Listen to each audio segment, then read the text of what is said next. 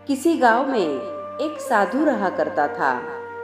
जब भी वह नाचता था तब बारिश होती थी।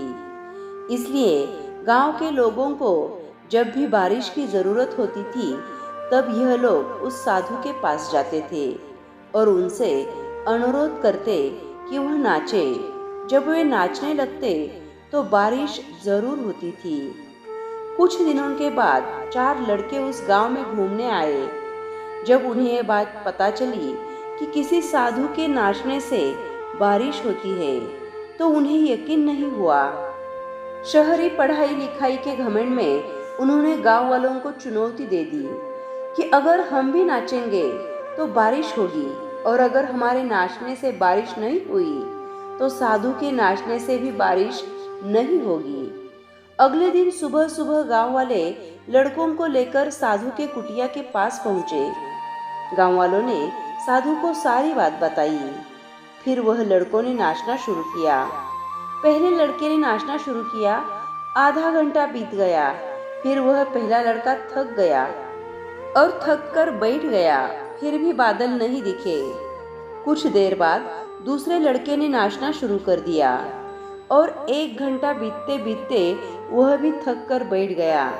बाकी दोनों लड़कों ने भी ऐसा ही किया, पर बारिश नहीं हुई। अब साधु की बारी थी। उसने नाचना शुरू किया। 1 घंटा बीत गया। फिर बारिश नहीं हुई। साधु फिर भी नहीं रुका। वह नाचता ही गया, नाचता ही गया। नाचते नाचते 2 घंटे बीत गए। फिर भी बारिश नहीं हुई। 4 घंटे बीत गए। फिर भी बारिश नहीं हुई। लेकिन वह रुकने का नाम ही नहीं ले रहा था।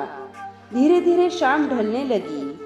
तभी बादलों की गड़गड़ाहट सुनाई दी और थोड़ी देर बाद जोरों की बारिश होने लगी। यह देखकर चारों लड़के दंग रह गए और उन्होंने तुरंत साधु से क्षमा मांगी। फिर चारों लड़कों ने साधु से पूछा, बाबा भला ऐसा क्यों?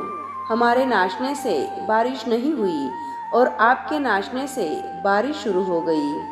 साधु ने उत्तर दिया, जब मैं नाचता हूँ तो 2 बातों का ध्यान रखता हूँ।